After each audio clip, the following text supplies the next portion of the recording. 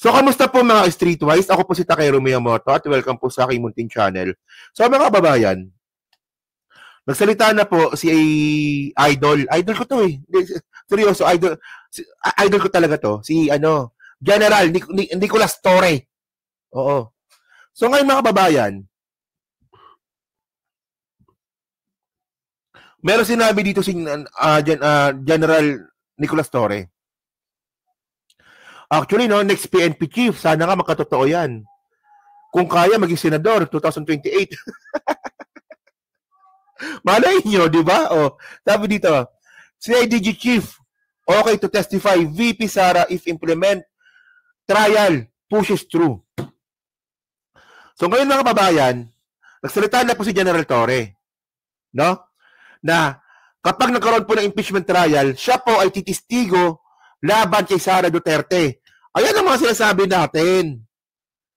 Diba? Ayan ang mga malulupit. Mayroong paninindigan. Diba? Oh, sabi niya dito. Oh. The head of Criminal Investigation and Detection Group, CIDG, on Sunday said he was willing to testify against Vice President Sara Duterte should be called by the impeachment court. So ready na po siyang mag-testify. Diba? CIDG Director Nicolas Torre said this would still depend on the opinion of the Justice Department and the prosecution panel and whether or not they need the CIDG testimony. Diba? So the CIDG in November launches effort to track those who Duterte allegedly contracted to exterminate President Ferdinand Marcos Jr. should the kill plot against her succeed. Ngayon po si General Torre po mga babayan po, siya po ang isa po sa mga nag-imbestiga dito po sa hitman na kinausap po ni Sara. So actually meron yan talaga kasi matagal na pong ginagawa ng mga Duterte na merong hitman. Diba? Meron pong history ang mga Duterte na nag-hire po ng hitman. Like Las Cañas, like Matubato, diba? So hindi po malabo po talaga, diba? At totoo talaga na meron po talaga kinausap si Sara para patayin ng presidente. Di ba? Sabi nga ni General Torre, no? Ito sinabi niya yan nung na-meet namin siya, no. Sabi niya, ako nga nung sinabi ni Baste na sasampalin ako, hinahanap ko siya noon. Sabi niya. Hinahanap niya raw talaga si Baste, wala daw Hindi daw pumunta si Baste So nagtanong ako noon, sabi ko, so General Torre, ibig sabihin si Baste takot? Hindi siya pumunta Sabi niya, kayo na bahala mag-isip, sabi niya ganon. Kayo na bahala mag-isip. Pero hindi siya pumunta. Nung sinabi niya sampalin niya ako, dapat puntahan niya ako. Puro bungangalan talaga itong mga Duterte na to, no? Puta talaga, no? Sabi niya pa dito, Ito. Hindi ba, video na lang. May video dito para mas maganda. May video dito si General Torre. Okay kayo maging senador to, no? Si General Torre. Kaya niya kayo gumawa ng batas, di ba? Sa tingin ko, kaya niya naman siguro. Tingnan niyo to. That put the cart before the horse because ang investigation against kay VP Sara ay joint palagi na ginagawa ng NBI at saka ng PNP CIDG under the auspices of the legal chain. So, depende sa kung ano ang maging pananaw ng DOJ at saka ng prosecution panel kung kailangan nila ang testimonya namin. Pero syempre, pag pinatawag kami at as bilang DG chief, pag pinatawag ako to testify on the matters that I investigated, obviously I have no other recourse but to actually appear in the impeachment court kung kinakailangan. So actually kasi mga babayan, no, ang sinasabi ni General Torre dito is ready siyang mag-testify kung ang usapin ay tungkol nga po doon sa grave threat na binigay nga po ni Sara sa presidente, kay First Lady Lisa Marcos, at kay Martin. Pero mga kababayan, mayroon pong isang pagkakataon na kailangan po ng testimonyo ni General Torre. At kasama po ito sa impeachment trial ni Sara. Alam niyo kung ano yon? Si Kibuloy. Pakita ko to sa inyo So ito po yung article of impeachment po ni Sara. Diba? So sa may article 6. Kasi pwede mag-testify si Torre dito So tingnan niya, sabi dito responded herself and or in concert with other committed acts of political destabilization, constituting at least a betrayal of public trust or culpable violations of the Constitution, and even the high crimes of sedition and insurrection.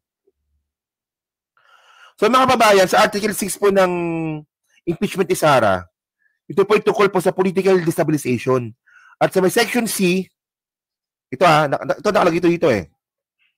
Ito taking part on March 12, 2024 in supposed prayer rally organized by supporters of Pastor Apollo Kibuloy from Kingdom of Jesus Christ at Liwasang Bonifacio.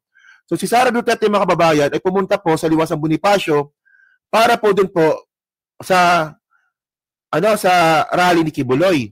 At bukod po dyan, mga kababayan, ito yung malupit dito. Di ba? Publicly attacking President Marcos Jr. and coming to the defense of the fugitive from justice, Pastor Apollo Kibuloy, on August 25, 2024, when respondent Duterte publicly apologized to thousands of members of Kibuloy's Kingdom of Jesus Christ for campaigning and for running alongside President Marcos Jr. in the 2022 national elections. Okay? So ngayon, mga kababayan, anong connection ni General Torre dito? Nung sinabi po ito ni Sara Duterte, si General Torre po, nandun po sa loob ng KOJC. Di ba? Sinabi po ni Sara Duterte po sa harapan po ng KOJC, noong anniversary nila, na ako po ay humihingi ng tawad kasi ako po ay humihingi ng tawad. Sabi ni Sara Duterte, ganun magsalita yun, parang bata eh. Kasi doon, doon po kasi, nung eleksyon, sinuportahan natin si Marcos, sabi niya gano'n. So ano bang point ko, mga kababayan? Sinabi po ni Sara Duterte yun, doon po sa anniversary po ni Kibuloy ng KOJC sa Davao City. At nung sinabi po ni Kibuloy, at nung sinabi po ni Duterte yun, ayun din po ang pagkakataon na si Kibuloy po nagtatago po sa bunker. At hinahanap po siya ni General Torre. So ano bang point ko dito, mga kababayan? Yung pagpunta po ni Sara Duterte sa KOJC, syempre, Sara Duterte, madaming tao. Labas-pasok ang mga tao dyan. Di ba, malaki po yung chance na makatakas po si Kibuloy.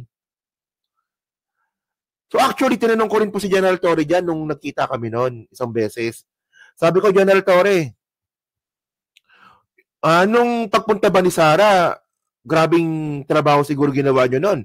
Kasi labas-pasok yung mga tao, baka si Kibuloy makatakas. So sabi niya, totoo yun, sabi ni General Torre. So syempre, hindi pa natin malaman kung ano ba yung intensyon ni Sara, pero kayo ba, sa tingin nyo ba? Yung ginawa ba ni Sara Duterte na pagpasok doon sa KOJC compound? Sa tingin nyo ba, merong kakahibat na plano yon para patakasin si Kibuloy? Kasi tandaan natin, mga kababayan, kapag si Sara Duterte pa pumasok po yan sa isang lugar, ang dami security niyan, 400. Malamang kalahati nun, malamang kasama niya. At bukod doon, isama mo pa yung mga follower ni Kibuloy tsaka ng mga Duterte. Labas-pasok po yan sa loob ng KOJC compound. At posible po, malaki po ang chances na masalisihan po si General Torre nun. Di ba? So ang point ko dito, mga kababayan, di ba pwede po mag-testify si General Torre na plano ni Sara Duterte na tulungan si Kibuloy na makatakas. Kasi tandaan nyo, mga kababayan, no, kapag itong si Kibuloy nakatakas, malamang si General Torre demoted.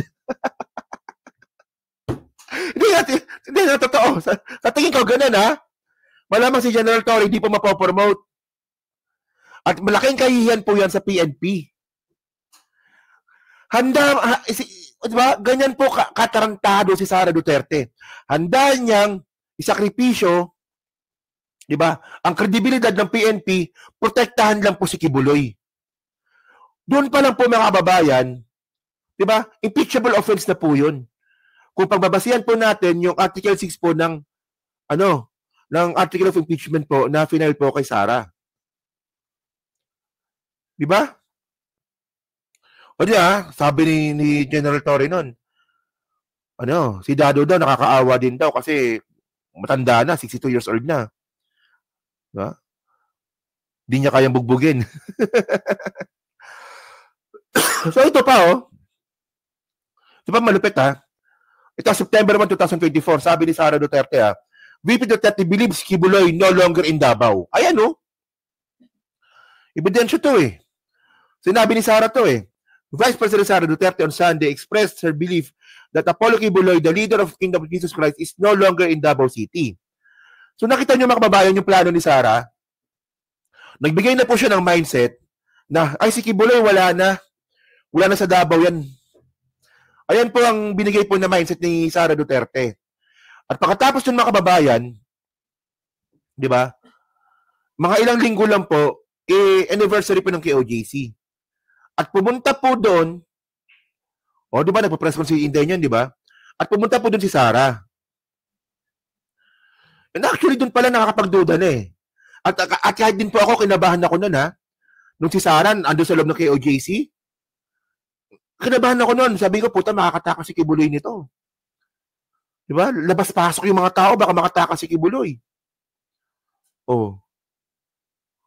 So actually, mga kababayan, no, alam nyo, natawa din ako sa mga bobong DDS eh. Ito kakwento ko lang ha. Ito eh. Nung pumunta po kami sa ADG noon, may mga kaso doon. Kinasuhan din po si Torre. Kinasuhan din po si General Torre ng mga member po ng KOJC.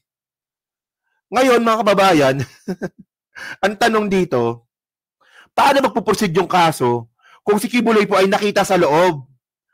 Kita nyo, di ba? Sobrang fake news talaga ng mga buwakan ng mga DDS na yan. Ang sabi ng mga DDS, si Kibuloy daw po ay galing sa labas. Doon po siya nahuli sa labas. Tanga lang po maniniwala doon. Walang iya ka na sa labas ka na, papasok ka pa sa loob. Di ba? Isipin nyo yan, ha? Oh. So, ang point ko dito, mga kababayan, doon po sa mga nagkaso po kay General Torre, baka balikan pa sila niyan. Kasi ibig sabihin nun, kasama kayo sa mga humarang para po mag-proceed po yung due process para huliin si Kibuloy. Di ba? Ako na medyo natatangahan na talaga ako sa inyo, ha? Wala na, sabi ng mga bobong mga DDS, wala takero, si Kibuloy na sa Cotabato. Doon siya nahuli. Oh, sabi niyang ganon. Wala takero. Novi Eseg. Oh, wala, ilipat sa YT. Hindi, di ba? Actually, napaka-illogical nun eh. Napaka-illogical nun eh. Susuko ka na lang kasi mga kababayan, kung talaga si Kibuloy po ay nahuli sa labas, at kung nakalabas po si Kibuloy, dapat sumuko po siya kay Baste. O kaya kay Digong. Doon siya dapat sumuko kasi nasa labas na siya eh. Ang problema, baka siya sumuko sa loob. Nasa labas ka na, pumasok pa sa loob.